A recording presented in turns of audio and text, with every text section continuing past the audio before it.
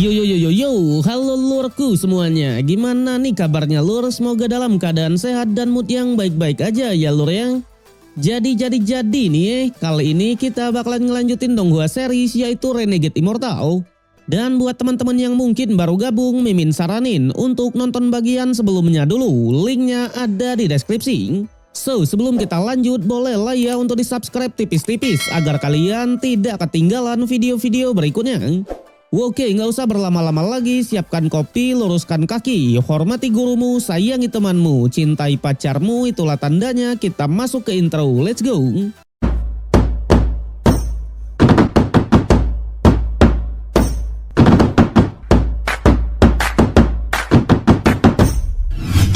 Oke lur, cerita berlanjut di mana setelah pertarungan sengit dalam memperebutkan gelar putra Tian Yun kemarin, Wang Lin dibawa ke puncak gunung dan disuruh melewati sebuah ujian tanah penghancur abadi. Dijelaskan 100 langkah di bawah puncak ini, dengan kultivasinya Wang Lin seharusnya bisa melewatinya.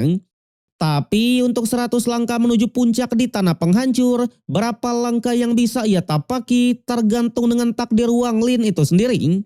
Sudah jelas Wang Lin tidaklah gentar sama sekali, bahkan menyadari kalau hawa dingin di puncak ini bisa masuk ke dalam tubuh, Wang Lin malah bisa menggunakan hawa dinginnya sendiri untuk menghancurkannya. Sontak Tian Yunzi yang melihatnya lagi-lagi sangatlah kaget.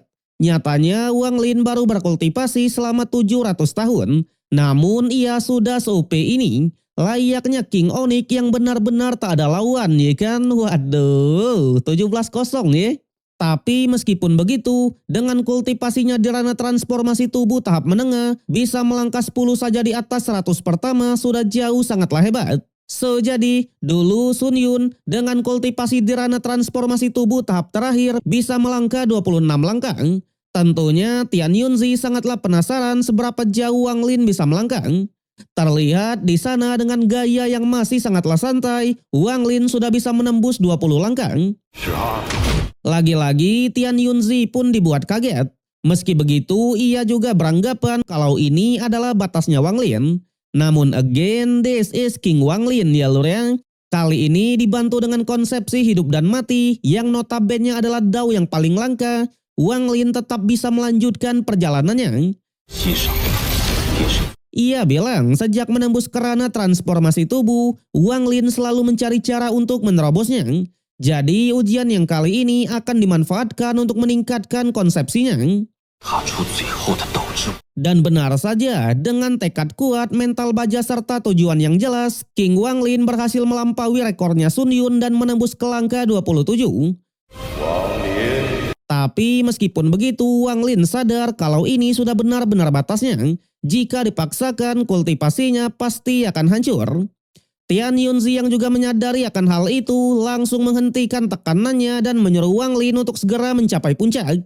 Jelas tibanya di puncak, Tian Yunzi bilang saat dirinya melewati planet Suzaku dulu, Wang Lin hanyalah seorang bocah biasa. Tapi dengan pembuktiannya di 27 langkah, Tian Yunzi hanya bilang kalau Wang Lin benar-benar tidak mengecewakan. Selain itu, Tian Yunzi juga bilang sepanjang hidupnya ia paling menyukai cahaya 7 warna. Dikombinasikan dengan warna hitam putih dan di bawah kilauan 9 warna, menurutnya itulah tempat yang paling bagus.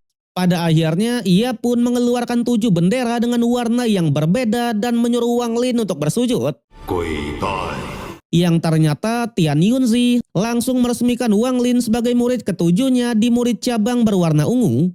Meski begitu, ia tetap mengkonfirmasi apakah Wang Lin mau menerimanya, mengikuti aturan sekte, fokus berkultivasi, serta membuktikan diri. Sudah jelas, The King Wang Lin langsung menerimanya. Ia bahkan berjanji karena Tian Yunzi dan sektenya tidak mengecewakan, maka ia juga tak akan mengecewakan. Dan dengan ini jugalah, Wang Lin resmi mendapatkan token murid pribadi. Pada akhirnya Tian Yunzi juga siap mengajarinya satu teknik terlarang. Bahkan ia sampai menyuruh Wang Lin untuk memilih sendiri teknik yang ia inginkan. Sontak tanpa keraguan sedikit pun, Wang Lin bilang kalau ia ingin mempelajari teknik bertahan hidup. Alasannya sederhana, selama ada secerca harapan hidup, Wang Lin ingin terus mempelajari dao yang ada. Sayangnya teknik semacam itu tak dimiliki oleh Tian Yunzi. Pada akhirnya Tian Yunzi hanya bilang apapun teknik yang diinginkannya bergantung dengan keberuntungan Wang Lin saja. Yang ternyata Tian Yunzi mengeluarkan sebuah portal yang besar dan mengatakan kalau di dalam sana ada 3.600 teknik terlarang. Jadi Wang Lin dibebaskan untuk memilih sendiri. Alhasil tanpa banyak basa-basi lagi, King Wang Lin masuk ke dalam sana. So, jadi tempat ini disebut ruang 7 warna milik Tian Yunzi. Di mana dilihat dari tempatnya, Tian Yunzi memang tidak berbohong karena memang beneran ada 3.600 teknik terlarang. Satu persatu teknik dilihat oleh King Wang Lin, dari teknik penyulingan 7 warna, teknik tubuh iblis abadi, dan teknik 7 warna yang kekuatannya luar biasa. Tapi sayang semua teknik itu bukanlah teknik yang Wang Lin cari. Sampai pada akhirnya Wang Lin melihat sosok dari Tian Yunzi yang menggunakan jubah abu-abu. Sontak ia pun sampai bertanya-tanya kenapa ada warna abu-abu. Nyatanya Tian Yunzi hanya mencapai 7 warna dan menghormati 9 warna. Tapi ternyata dilihat dari fisiknya, teknik tersebut dianalogikan oleh sosok yang mirip dengan Tian Yunzi. Bedanya doi masih terlihat muda. Apalagi sosok tersebut juga tidak berada di 3.600 posisi teknik, membuat Wang Lin pun beranggapan kalau ini adalah teknik di luar sistem. Pada akhirnya karena penasaran, Wang Lin bergegas memeriksa sosok tersebut. Tapi di saat yang sama tiba-tiba sosok senior itu malah memunculkan aura membunuh. Dalam sekejap semua ilustrasi Tian Yunzi yang ada di sana seketika langsung berkumpul dan mencoba menghentikannya. Namun sosok yang mirip dengan Tian Yunzi tadi malah melawan dan semakin memperkuat auranya. Bahkan semua ilustrasi dari Tian Yunzi langsung hilang di tempat.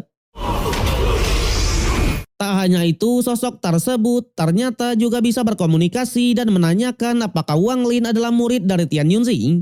Yang ternyata Tian Yunzi sangatlah jarang untuk menyuruh orang dalam memilih teknik. Namun karena Wang Lin sudah diakui, ia pun beranggapan kalau alasannya pasti karena dirinya.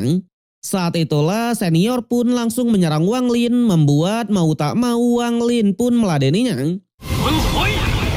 Namun setelah melihat konsepsi hidup dan mati milik Wang Lin, senior pun akhirnya sadar kalau tujuan Tian Yunzi pasti ingin menyuruhnya untuk mengajari Wang Lin teknik pembunuh dewa. So, jadi teknik pembunuh dewa adalah teknik yang meniru teknik dewa yang tak diketahui tingkatannya. Di mana dengan konsepsi hidup dan mati bisa dibilang sangatlah cocok. Jadi selama Wang Lin mau berjanji saat menggunakan teknik itu ia tak akan menyisakan satu orang hidup pun, senior ini siap mengajarinya. Namun tanpa diduga King Wang Lin langsung menolak. Tapi senior tetap mengeluarkan segel kehidupan dari teknik pembunuh dewa. Di mana semakin banyak segelnya semakin kuat juga kekuatan pertahanannya. Bahkan dapat melindungi diri sendiri agar tidak musnah. Apalagi di antara semua teknik di sini bisa dibilang teknik ini merupakan salah satu yang terbaik. Namun Wang Lin tetap saja menolak dan menanyakan kenapa harus dirinya. Sudah jelas jawabannya sederhana karena Wang Lin adalah orang ke-6 yang dikirim oleh Tian Yunzi. Di mana karena ia juga tak suka angka 7 dan sudah pernah terlanjur membuat janji. Jadi ia tak mau memperbesar masalahnya. Pada akhirnya senior pun hanya bilang mau belajar atau tidak Wang Lin sendirilah yang bisa memutuskannya. Namun tanpa diduga tepat ketika senior itu menghilang, Wang Lin pun setuju untuk mempelajari teknik pembunuh dewa. Meski begitu, Wang Lin tetap menanyakan siapa sosok abu-abu tadi, yang ternyata itu adalah jiwa primordial kedua yang dulu dipisahkan oleh Tian Yunzi untuk memahami yin dan yang serta ilusi, di mana teknik pembunuh dewa yang dipelajari sangat cocok dengan jalan hidup dari King Wang Lin. Pada akhirnya, ia pun memberikan Wang Lin sebuah cincin berwarna ungu dan mengatakan kalau cincin ini dapat menahan serangan penuh dari kultivator di ranah ascendan puncak sebanyak 2 kali. Namun yang perlu diingat jika Wang Lin melanggar aturan sekte, maka kekuatan dari satu serangan akan ditarik lagi. Bahkan jika melanggar 2 kali, harta itu akan kehilangan kegunaannya. Yang ternyata murid kedua sudah pernah melanggar 1 kali sehingga ia kehilangan kekuatan dari 1 serangan. Jadi karena sekarang Wang Lin juga diberikan harta yang sama, ia pun hanya berharap agar Wang Lin tidak mengikuti jejak dari murid kedua. Mendengar itu, Wang Lin pun berterima kasih. Meski begitu, ia juga meminta izin untuk turun gunung dan berlatih. Alhasil, karena turun gunung akan disebut sebagai utusan, Wang Lin diberikan satu lencana dan diizinkan untuk berlatih, di mana ia akan berlatih di negara kultivator tingkat 5 yang disebut negara Lingyu. Dan sebelum pergi, Tian Yunzi hanya mengingatkan kalau 3 bulan lagi, tanah Rosiluman akan segera dibuka. Jadi Wang Lin juga harus mempersiapkan diri. Di sanalah Wang Lin pun langsung terpikir untuk mencari satu tempat pembantaian agar bisa memahami teknik pembunuh dewa. Singkat cerita, Wang Lin pun akhirnya tiba di negara Lingyu yang berada di planet bumi. Semua yang melihatnya ternyata memang sudah menunggu kedatangan Wang Lin sebagai utusan dari sekte Tianyun. Sementara Wang Lin sendiri langsung menanyakan tempat berkumpulnya binatang buas. Yang ternyata memang ada satu wilayah yang disebut wilayah utara iblis bumi, di mana tempat itu dipenuhi oleh binatang buas yang bahkan setara dengan Rana Ascendan. Namun area tengah dalam radius 150.000 km adalah zona terlarang dan mereka dilarang memasukinya. Untungnya Wang Lin mengerti akan hal itu dan langsung bergegas pergi ke sana. Setibanya di sana, benar saja King Wang Lin langsung disambut oleh berbagai monster. Namun setelah menghabisi beberapa monster, Wang Lin sendiri masih sangatlah bingung bagaimana cara mengumpulkan segel kehidupan dari teknik pembunuh dewa.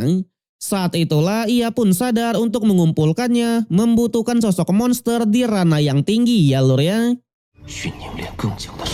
Sementara itu di sisi lain, lebih tepatnya di lembah buah sinar emas, kita pun diperkenalkan oleh para tetua dari sekte Pedang Dalu.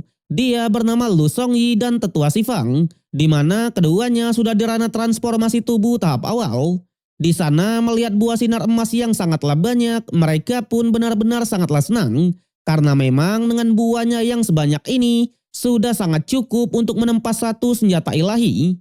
Tapi di saat yang sama, Xianxi yang berasal dari sekte Freedom, ia pun hanya bilang kalau sekte mereka lah yang menemukan tempat ini duluan.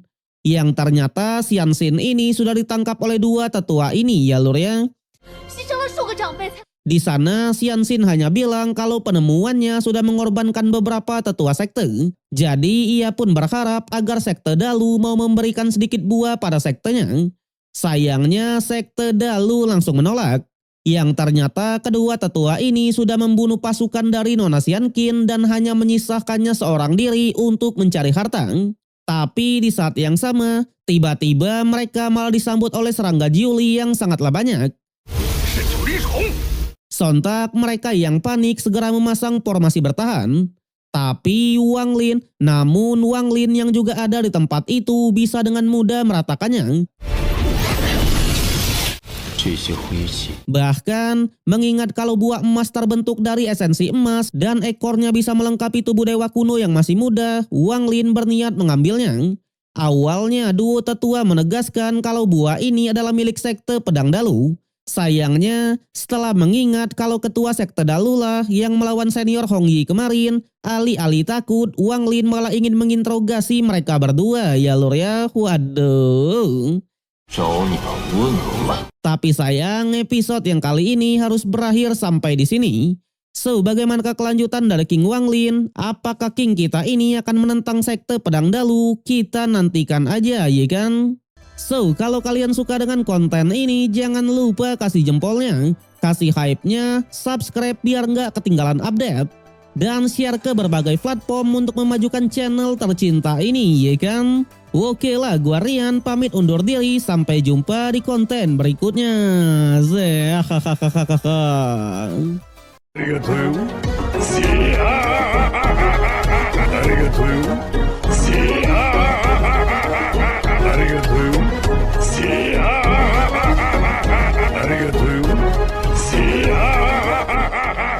Arigatou.